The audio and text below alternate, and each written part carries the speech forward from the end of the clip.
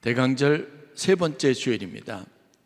일반적으로 네 번의 대강절 주일이 있고요. 좀 특별한 경우에는 5번의 대강절 주일을 보내고 나면 성탄절을 맞이하게 됩니다. 올해는 4번의 대강절 주일 그리고 성탄절이 절기로 세팅이 되어져 있습니다.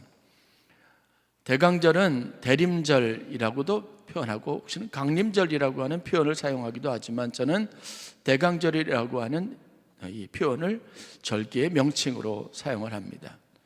주님의 오심을 기다린다 라는 표현에서 대강절이 가지고 있는 어감이나 의미가 좀 더 명확하지 않을까 싶은 개인적인 의견이 있기도 합니다. 주님의 오심을 기다렸던 가장 강력한 공동체가 바로 신앙 공동체입니다. 초대교회 성도들 안에 이 마음이, 이 열정이 얼마나 컸는지 우리가 성경을 통해서 볼 수 있습니다. 삶의 고난과 어려움이 찾아오면 찾아올수록 주님의 재림과 다시 오심을 기다리는 마음은 훨씬 크게 되어져 있습니다. 하나님께서 성탄을 기다리는 우리의 마음에 간절함을 더하시기 위해서 잠깐 우리나라의 혼란스러운 상황을 경험하게 하시지 않았나라는 생각들을 가져보기도 합니다. 어떤 때를 기다리고 그때가 우리에게 이르기를 원하는 마음은 굉장히 보편적인 것이기도 하지만 그 내용을 살펴보면 굉장히 개인적인 바람을 강하게 담고 있기도 합니다. 주님의 오심은 모든 사람들에게 모든 역사에 주어진 하나님의 약속인데 그 안에서 기다리는 사람들의 마음은 굉장히 다양하다는 것을 생각할 수밖에 없습니다. 기다림이 어떤 사람에게는 병이 낫기를 원하는 치유의 날이 될 수도 있고 어떤 사람들에게는 상황의 호전일 수도 있습니다. 어떤 사람들에게는 오랫동안 바랬던 일들을 이루어가는 날일 수도 있습니다. 그러나 성경에서 예수님이 말씀하셨던 내가 오리라고 약속하셨던 그날은 개인적인 차원을 항상 넘어가는 겁니다. 우리 개인의 목표도 성취되겠지만 하나님은 이 땅에 하나님의 나라와 하나님의 거룩함을 실현하기 위한 목적으로 이 땅에 다시 오시는 겁니다. 한 사람 한 사람을 위해서 하나님이 일하시기도 하지만 우리의 공동체와 나라와 민족을 위한 하나님의 위대한 역사 그리고 그분의 뜻이 성취되는 날이 바로 주님이 오시는 강림의 의미를 가지고 있기 때문에 그렇습니다. 그래서 나는 조금 급하더라도 내게는 좀 더 다급한 마음이 있더라도 견디고 참아내야 합니다. 우리 모두를 위한 주님의 오심이 완성되어야 하기 때문에 그렇습니다. 주여 어서 오시옵소서 마라나타. 그것이 우리의 마음속에 평생 가지고 있어야 할 소망이고 우리의 기도 제목인 것은 분명합니다. 저는 오늘 여러분들과 함께 주님의 오심을 기다리는 참된 기다림의 의미와 그리고 어떻게 우리가 그 기다림의 날들을 온전히 할 수 있는지 방법에 대한 이야기를 나누어 보려고 합니다. 초대교회 안에서도 이 간절한 열망과 기다림의 소망이 있었음에도 불구하고 그것이 초대교회 공동체의 굉장히 위협적인 요인이 되기도 하고 사회의 공동 질서를 무너뜨리는 하나의 일이 되기도 했습니다. 어렵게 말할 필요 없이 이미 우리는 1990년대, 2000년도를 지나면서 한국 기독교 안에 변질된 이단의 심각한 위협을 경험해 보았습니다. 특정한 날짜를 주님이 오시는 날로 선포하고 그 날에 모든 초점을 맞추어서 삶의 보편적인 질서를 거부하고 그리고 주님의 재림만을 기다리는 어리석은 공동체의 신앙을 이미 우리가 다 경험을 해보았습니다. 오대양 사건이나 다미 선교의 여러 가지 일들은 대표적인 일이 될 수밖에 없습니다. 왜 주님을 기다리는 이 특별한 일들이 그 간절함과 소망이 구원의 여망이 공동체를 혼란스럽게 하고 많은 사람들의 생명을 앗아가는 비극적인 결말로 이어져야 하는지 이해할 수 없습니다. 이 일은 초대교회에서도 흔히 일어나는 일이었고, 사도 바울은 이 문제에 대한 심각성을 알고 있었습니다. 예수의 오심을 기다려야 하는 마땅한 사명을 가지고 있는 교회와 공동체 안에 기다림에 대한 의미가 달랐고 기다림에 대한 방식이 달라서 큰 혼란이 있었습니다. 이들의 주장의 핵심적인 내용은 이겁니다. 이제 얼마 안 있어서 예수님이 다시 오실 텐데, 그리고 모든 것이 끝날 텐데 구태여 우리가 우리의 생활에 얽매여 살 필요가 있겠느냐, 굳이 이렇게 힘들고 애쓰며 살아야 될 이유가 어디 있느냐는 거예요. 아무것도 하지 않고 그냥 주님이 빨리 오시기만을 기다리는 마음이 있습니다. 그 시기가 늦어지면 더 난리죠. 사람들의 마음을 미혹해 합니다. 자기 스스로도 견뎌야 한다고 말합니다. 자기 조급함이지 주님의 오심을 기다리는 진짜 마음은 아닌 것을 우리가 확인해 볼 수 있습니다. 데살로니가 교회 성도들 안에도 이 문제가 있었습니다. 그래서 바울은 데살로니가후서 3장 11절 12절에 이렇게 말합니다. 우리가 들은즉 너희 가운데 게으르게 행하여 도무지 일하지 아니하고 일을 만들기만 하는 자들이 있다 하니, 이런 자들에게 우리가 명하고 주 예수 그리스도 안에서 권하기를 조용히 일하여 자기 양식을 먹으라 하노라 라고 사도 바울이 권면했습니다.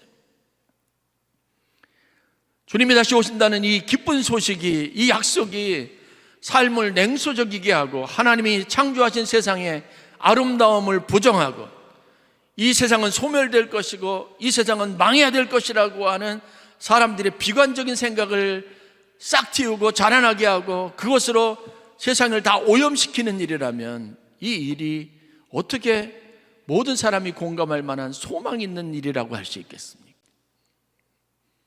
자기 삶의 자리를 이탈하고 자기가 해야 할 책임을 다하지 않는 교인들과 성도들을 보면서 자기만 살겠다고 다른 사람들은 멸망당할 것이라고 하는 걸 기정사실화 외치고 선포하는 기독교 공동체에 누가 소망이 있다고 말하고 그들의 신앙에 대해서 누가 공감할 수 있겠느냐는 겁니다. 저에게 신앙을 가르쳐주고 저를 교회로 인도했던 목사님이 다미 선교회에 빠지셔서 열심을 내었던 그런 직접적인 경험이 저에게 있습니다. 대학을 다니고 고등학교, 중학교를 다녀야 되는 세 자녀를 전부 학업을 중단시키고 매일같이 교회에 모여서 몇몇 성도들과 함께 주님의 오심을 기다리는 재림의 날들을 사모하면서 이곳에 우리가 모여서 예배하다가 감격적인 휴거의 날들을 맞이하자고 하셨습니다.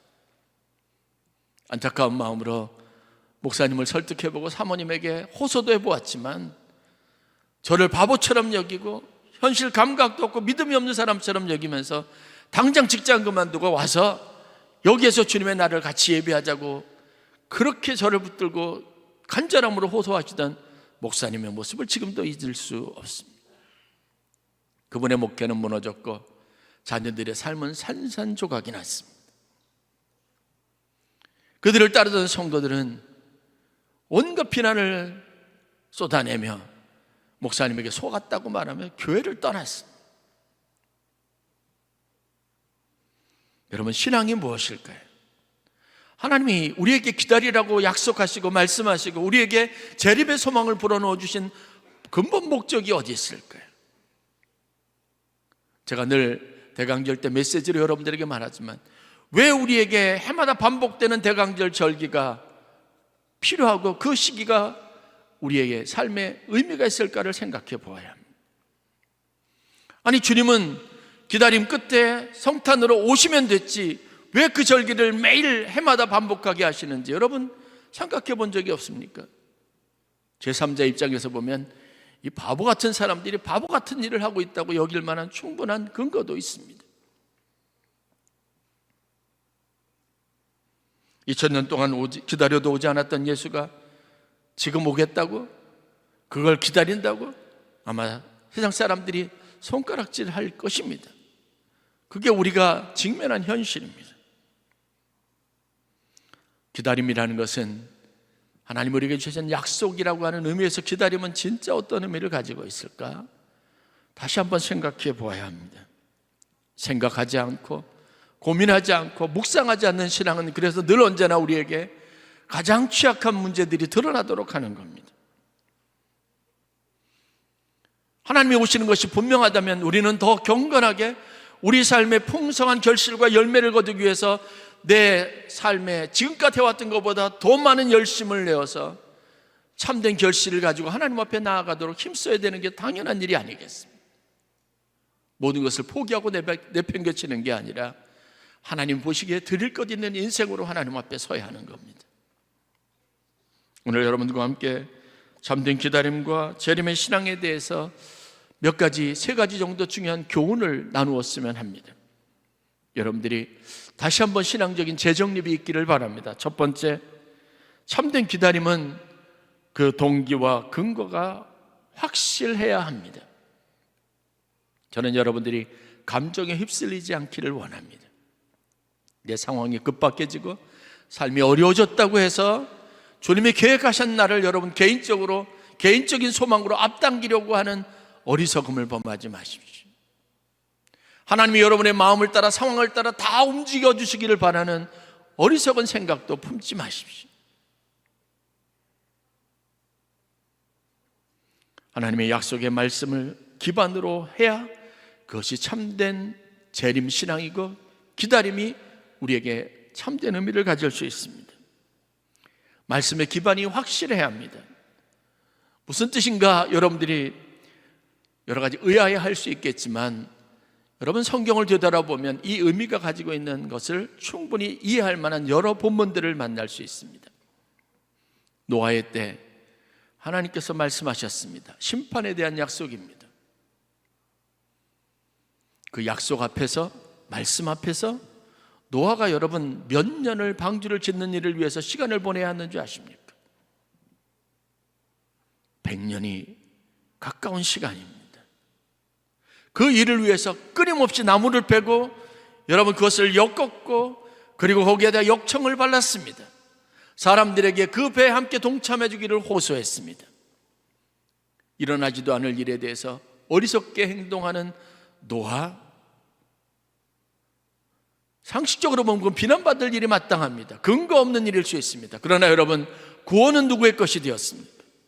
노아와 그의 가족의 것이 되었습니다. 그 100년이라는 시간을 배를 만들면서 버틸 수 있었던 힘이 무엇으로부터 올까요? 말씀과 약속에 대한 확신입니다. 그렇다면 주님의 기다림이 실현될 날이 어쨌든 하나님이 우리에게 주신 약속에 대한 분명한 믿음의 확신이 있다면 며칠인지 몇 날인지 몇 년인지 그 시간은 우리에게 아무런 의미가 없습니다. 하나님이 하실 일이고 내 삶 가운데 이루어질 일이라고 하는 명확한 사실이 우리가 가지고 있는 믿음이기 때문에 그렇습니다. 여러분의 감각이 아니라 하나님의 말씀에 뿌리를 둔 확고한 믿음으로 하나님의 기다림을 성취하실 수 있기를 간절히 축원합니다. 여러분들이 잘 아는 출애굽기에 있는 이스라엘 백성들의 출애굽 사건을 보십시오. 저는 그날이 어떠한 상황으로 전개될 것인지에 대한 굉장한 호기심이 있었습니다. 어떻게 그 60만, 아니 정확한 인원으로 따지면 대략 100만에 가까운 인구가 한꺼번에 정해진 순간에 서로가 긴밀하게 연락하고 약속되어져서 애굽을 탈출할 수 있을까? 그 과정과 그것에 대한 구체적인 실행 계획들에 대한 호기심이 많이 있었습니다. 근데 여러분들이 아는 것처럼 그날은 애굽에 큰 통곡이 있는 날이었습니다. 여러분들이 성경을 통해서 알지 않습니까? 이스라엘 백성들에게는 말씀이 주어졌습니다. 그것은 들불처럼 퍼져나갔습니다. 그 말씀이 핵심은 그거죠. 초태생인 양과 염소를 잡아서 그 피를 가지고 문설주에 바르라는 겁니다. 그때 하나님의 큰 심판이 애굽 전체에 있을 텐데 처음 난 것은 다 죽임을 당할 것이라고 했습니다. 그러나 그 문설주에 어린 양과 염소의 피가 발라진 가정은 그 집은 하나님께서 패스오버, 넘어가시겠다고 하는 겁니다. 하나님의 구원 계획이 있습니다. 그것은 하나님이 하실 일입니다. 어떤 사람은 그 사실을 믿지 않았을 겁니다. 히브리인이라고 예외는 아닙니다. 하나님의 위대한 구원의 계획은 선포된 말씀 안에 그 말씀을 믿는 확고한 믿음의 기반을 가진 성도들의 삶 속에 일어난 사건입니다. 여러분, 너무 낙관하지 마십시오. 우리가 교회를 다녔다고 어느 정도 신앙 경력이 있다고 다 구원받은 하나님의 백성이 될 수는 없습니다. 단순히 그 사실만 가지고 견디지 못해서 마지막 순간에 여러분, 하나님의 구원의 감격적인 순간에 은혜의 보좌에 들어가지 못하는 일이 내일이 될 수 있습니다. 기다림의 참된 완성은 하나님의 약속에 뿌리를 두는 확고한 믿음으로부터 오는 것이어야 할 이유가 바로 여기 있습니다. 그래야 언제 어느 때인지 그 시와 그때는 아무도 몰라도 하나님의 절대 주권적인 시간이라고 해도 우리에게는 아무런 상관이 없습니다. 우리는 그 약속의 말씀 안에서 하루하루를 살아갈 것이기 때문에 그렇습니다. 오늘 주님이 임하시더라도 부끄럽지 않을 나를 살아갈 것이기 때문에 그렇습니다. 기다림은 그래서 하나님의 약속의 말씀을 믿는 믿음이 우리에게 가져다주는 축복입니다. 그것이 우리를 소망 있게 하는 겁니다. 내일을 기다림 속에서 간절한 어떤 바람 속에서 맞이하게 하는 겁니다. 흔히 오해하기를 어르신들이 나 빨리 하나님 나라 가고 싶다 그러는데, 여러분, 자식된 사람이 있다면 여러분 부모님이 그 얘기하면 그 말 믿지 마십시오. 그 말 믿고 섣불리 빨리 돌아가시도록 기도하는 거 여러분 불효입니다. 그 바람이 가지고 있는 본질적인 것은요, 여러분, 그런 날짜나 정해진 때, 시간을 말하는 게 아닙니다. 내 마음에 이 소망에 확고함이 있었을 때, 내 마음이 변질되지 않는 순간에, 내 마음이 둘로 쪼개지지 않는 순간에, 내가 죄악된 현장과 상황 속에서 내가 버림받은 것 같은 처절한 고통스러운 모습이 아닌 순간에 내가 기다리고 만나고 보고 싶었던 주님을 뵙기를 바라는 마음의 표현입니다. 그거는 순간이나 시기를 말하는 것이 아닙니다. 기다림을 착각하지 마십시오. 기다림은 신앙의 본질적인 표현이고 하나님이 우리에게 마음에 심어두신 구원의 은총이고 그 구원이 우리 안에서 실현되어져 가는 중요한 과정입니다. 여러분들이 아는 것처럼 이스라엘 백성들이 나라가 완전히 멸망해서 자기들 앞에 거룩한 하나님의 임재의 상징이었던 예루살렘 성전이 완전히 멸망당하는 것을 보았습니다. 성전에 있었던 그 아름다운 것, 화려한 것들이 다 빼앗겨져 약탈되었습니다. 성전에 있었던 성도들이 모았던 온갖 귀중한 보물들이 창고가 열려 다 약탈되었습니다. 그것이 이방인 왕에게 짓밟혀서 실려가 나가는 것을 보았습니다. 수많은 유력한 사람들이 바벨론의 포로로 잡혀가는 것도 보았습니다. 그러나 여러분 아시지 않습니까? 우리가 보는 성경에서 그렇게 포로로 잡혀갔던 이스라엘 백성들, 하나님의 백성들은 바벨론의 강가에 앉아서 울고만 있지 않았습니다. 눈물을 흘리며 씨를 뿌렸습니다. 그곳에서 자손을 번성시키기 위해서 최선의 삶을 살았습니다. 뿐만 아니라 포로된 자가 그 땅의 평안을 위해서 일조할 수 있는 것을 고민했고, 그 땅의 사람들을 위해서, 그 영혼들의 구원을 위해서, 그들의 평화를 누리기를 위해서 기도하는 사람이 되었습니다. 멸망당한 민족이, 미래가 없는 민족이 어떻게 이렇게 할 수 있었는지 여러분 아시지 않습니까? 예레미야서 29장에 하나님은 예레미야에게 약속의 말씀을 주셨습니다. 70년이 지난 후 다시 예루살렘으로 돌아오게 하시겠다는 그 말씀이, 그 말씀을 믿은 사람들이 눈물을 흘리면서도 씨를 뿌렸고 자신의 자손들을 번성시키기 위해서 책임을 다하고 열심히 살았고 고난의 날들을 견뎠고, 그리고 자기와 함께하는 사람들을 위해서 축복하며 기도하는 거룩한 제사장의 직분을 감당할 수 있었습니다. 여러분의 기다림의 시간이 이 땅에 있는 사람들이 멸망을 기다리고 도망가는 시간이 되지 않기를 바랍니다. 하나님 우리에게 주신 시간, 한 사람이라도 더 구원하기 위해서 하나님의 마음을 품고, 여러분들이 하나님 1분이라도 30초라도 10초라도 주님이 오시는 시기를 멈춰달라고 매달릴 수 있는 영혼 구원에 대한 간절함, 그 소망으로 여러분 기도할 수 있는 시간이 되실 수 있기를 바랍니다. 기다림은 그래서 우리에게 시간적인 의미보다 신앙에 더 확고한 의미를 가질 수 있어야 될 줄로 믿습니다. 두 번째, 기다림은 예비되고 잘 준비된 자에게 축복이 된다는 교훈을 얻어야 합니다. 여러분들 아지 않습니까? 제가 대입 수험생들 지난 11월 14일 날인가 그 주간에 이제 기도를 해주는데, 얼굴 보면 이 학생이 시험 준비가 잘 됐는지 안 됐는지 딱 알아볼 수 있어요. 뭐죠? 누구나 다 수험생입니다. 수십만이 대학 입학 시험을 치렀습니다. 그러나 준비된 자와 그렇지 않은 자의 순간을 맞이하는 태도는 다르게 되어져 있습니다.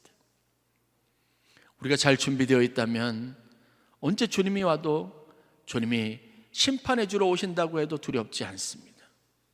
여러분 잘 알지 않습니까? 6월절 그날은, 그 밤은 이스라엘 뿐만 아니라 애굽에 큰 통곡이 있는 날입니다. 처음 난 것이 다 죽임을 당했습니다. 짐승이든 사람이든 생명 있는 모든 것 안에는 처음 난 것은 다 죽임을 당했습니다. 여기저기서 슬픔이 있었습니다. 그러나 하나님의 약속을 믿고 준비된 자들에게 그날은 구원의 날인 겁니다. 우리에게도 그날이 될 수 있기를 바랍니다. 영적 준비를 잘 갖춰야 합니다. 하나님 앞에 부끄럽지 않은 긴장감을 가지고 하루하루를 살아야 합니다. 여러분, 내가 과연 하나님 앞에 설 날일 준비가 되어 있을까? 주님의 품 안에 안길 만한 준비가 되어 있을까? 고민해 봐야 하지 않겠습니까? 이 날이 나에게 어떤 날이 될지 깊이 하나님 앞에 묻고 또 물어야 되지 않겠습니까? 그 질문이 있는 사람은 준비하게 되어져 있습니다. 그 마음에는 예비된 것이 있게 되어져 있습니다.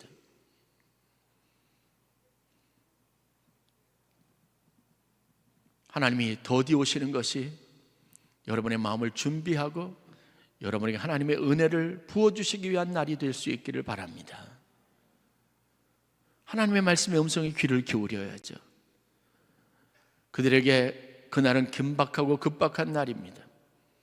그래서 반죽해서 발효할 시간이 없었습니다. 무교병을 먹었습니다. 최소한의 짐을 꾸렸습니다. 급히 떠나야 했습니다. 많은 것을 준비할 수 있는 여력도 없었습니다. 여러분, 우리의 마지막 날도 마찬가지예요. 제가 늘 도전하지 않습니까? 최소한 저는 그 마음으로 늘 언제나 그 모든 상황 속에 생각합니다. 내가 주님 앞에 갈 때 내가 가지고 있는 게 뭘까? 내가 준비해야 될 게 무엇인가? 거기에 대한 물음은 항상 있습니다. 2024년을 여러분들이 보내면서 그 질문 앞에 정직하게 서야 합니다. 주님이 오늘 우리에게 가운데 오신다면 나는 무엇을 가지고 하나님 앞에 나아갈까?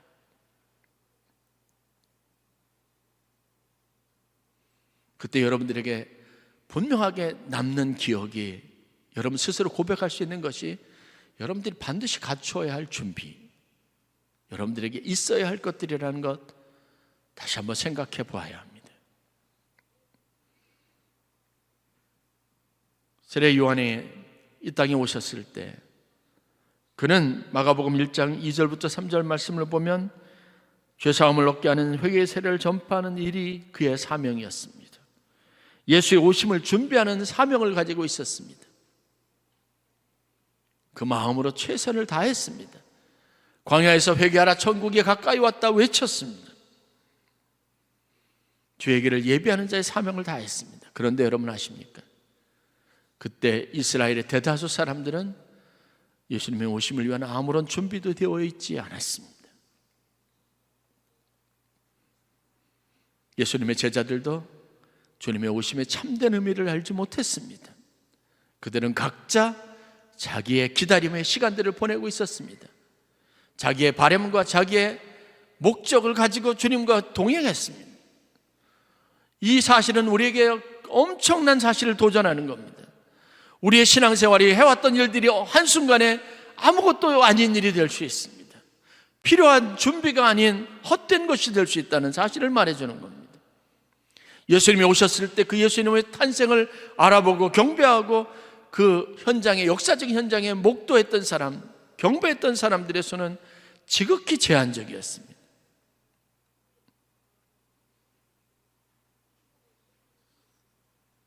오순절마가의 다락방에서 성령의 강림을 경험했던 300명의 성도들, 제자들을 여러분 생각해야 합니다.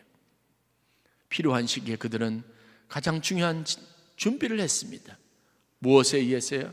예수님께서 당부하신 말씀에 의해서 예루살렘을 떠나지 말고 내가 너희에게 가르쳐 지키게 한 것을, 분부한 것을 지키라는 겁니다. 그 말씀이 무엇입니까? 오직 성령이 너희에게 임하시면 너희가 권능을 받고 예루살렘과 온 유대와 사마리아와 땅끝까지 이르러 내 증인이 되리라는 말씀이십니다. 예루살렘을 떠나지 말라는 그 약속을 믿고 언제 이루어질지 모르는 그날을 예배하고 준비하며 기도했던 성도들처럼 우리에게 영적 준비가 되어져 있어야 합니다. 마지막 가장 중요한 것은 하나님의 압도적인 은혜와 도우심이 반드시 필요하다는 겁니다. 기다림에서 우리가 실패할 가능성이 많습니다.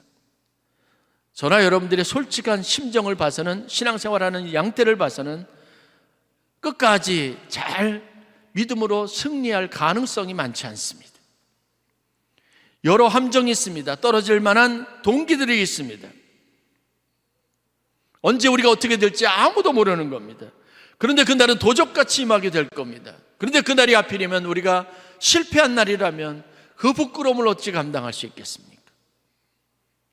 그게 우리가 할 수 있는 상상력이고 우리가 가질 수 있는 기다림에 대한 최소한의 가능성입니다. 그러나 여러분 염려하지 마십시오. 하나님의 은혜가 있으면 그날 우리는 우리의 기다림의 완성, 즉 하나님 앞에 서게 되는 놀라운 축복을 누릴 수 있다는 사실을 기억하시길 주의 이름으로 간절히 축원합니다. 오늘 성경 말씀은 바로 그것을 의미합니다. 바울은 고린도 교회와 성도들의 신앙생활에 대해서 감사하고 그것에 대해서 개인적인 사의를 표현을 합니다. 바울이 보기에 고린도 교회는 그들이 가지고 있는 복음에 확신도 있었고 능력도 있었습니다. 그들이 모든 지혜를 가지고 지식을 가지고 담대하게 많은 사람들에게 예수 그리스도에 대해서 선포할 뿐만이 아니라 그들의 언변과 그들의 지식은 풍족했습니다. 그들에게는 삶에 그리스도가 살아계시다는 증거들이 넘쳐났습니다. 그리고 그들은 주저없이 그것에 대해서 증거했습니다. 그들에게는 다양한 하나님의 은사가 나타나서 그것으로 하나님의 교회를 아름답게 이루는 것을 보았습니다. 그리고 그들은 바울이 보기에 주님이 나타나실, 재림하실 때 믿음 안에서 견고하여 흔들리지 않고 굳건하게 설 만한 충분한 사람들이었습니다. 그리고 그들에 대한 확신도 있었습니다. 그러나 여러분, 바울이 가지고 있는 이 확신의 근거가 무엇인 줄 아십니까? 고린도전서 1장 4절 말씀입니다. 그리스도 예수 안에서 너희에게 주신 하나님의 은혜로 말미암아 내가 너희를 위하여 항상 하나님께 감사한다고 말했습니다. 바울은 성도들의 지금 눈에 비춰지는 헌신과 그 행위에 주목하지 않았습니다. 그 가지고 있는 확신은 하나님의 은혜가 고린도 교회와 성도들 가운데 머물러 있다는 것으로부터 비롯된 겁니다. 8절 말씀입니다. 주께서 너희를 우리 주 예수 그리스도의 날에 책망할 것이 없는 자로 끝까지 견고하게 하시리라. 그들이 책망할 것이 없이 마지막 날에 하나님 앞에 견고하게 설 수 있었던 근거도 주께서 너희를, 하나님께서 그렇게 하실 것이라는 확신이 있기 때문에 그렇습니다. 여러분 염려하지 마십시오. 하나님의 은혜가 여러분들 끝까지 여러분의 기다림을 온전하게 하실 것이라는 믿음을 갖고 하나님 앞에 나아가시기를 간절히 축원합니다. 내게는 그런 희망이 없습니다. 우리가 보는 저 사람에게도 신앙이 약하고 감정적이고 마음이 늘 언제나 왔다 갔다 하는 그분에게도 우리가 소망을 갖는 이유는 주께서 하나님의 은혜가 그것을 가능하게 하실 것을 믿기 때문에 가능한 겁니다. 저는 하나님의 은혜가 여러분들을 마지막 날에 하나님의 영광의 자리로 이끌어가는 가장 중요한 능력이라고 믿습니다. 여러분 염려하지 마십시오. 제가 여러분들을 위해서 기도하고 있습니다. 성도들이 여러분을 위해서 기도하고 있습니다. 여러분의 자녀들 위해서도 미래를 위해서도 염려하지 마십시오. 하나님이 함께 하십니다. 모세도 흔들렸습니다. 사람들이 불평하고 원망하고 그를 죽이려고 떼거지로 몰려들었을 때 그 불안감을 이길 수 없었습니다. 그때 하나님이 그를 출애굽의 위대한 지도자로 만드셨습니다. 하나님은 그에게 주셨던 말씀이 뭔지 아십니까? 두려워하지 말라. 너희는 가만히 있어서 오늘날 여호와께서 너를 위해서 행하시는 구원을 보라. 내가 너와 함께 하신다는 겁니다. 40년의 긴 여정을 마치고 요단강을 눈앞에 두고도 이스라엘 백성들은 그 강을 건널 수 없었습니다. 우유부단한 여호수아에게 하나님이 주신 말씀이 뭔지 아십니까? 이 일은 너희의 일이 아니라는 거예요. 출애굽할 때도, 광야에 있을 때도, 가나안 땅에 들어갈 때도 하나님은 분명하게 그들에게 말씀하셨습니다.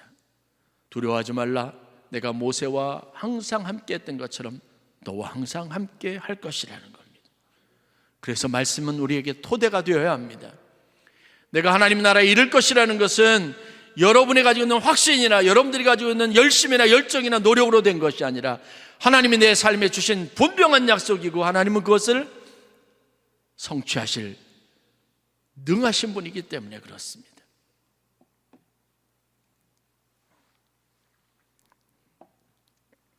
결국 주님의 오심을 기다리는 일은 주 안에서 약속하신 일을 성취한 일이기도 합니다. 오늘 여러분의 삶에 이 시간을 보내면서 필요한 노력들은 우리 삶을 되돌아보고 과연 우리에게 하나님의 약속을 굳건하게 믿을 수 있는 믿음이 있는지를 확인해 보는 일과 내가 주님의 앞에 설 그때를 대비해서 해야 할 준비가 무엇인지를 다시 한번 점검해 보는 일과 그리고 무엇보다도 이 모든 일이 하나님의 은혜로 말미암아 하나님의 능력으로 말미암아 되어진다는 사실을 믿고 의심하지 말고 기도하는 일이라는 것을 깨달을 수 있기를 바랍니다.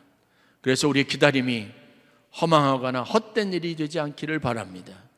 마음을 조급하게 하고 삶을 불안하게 하는 일이 되지 않기를 바랍니다.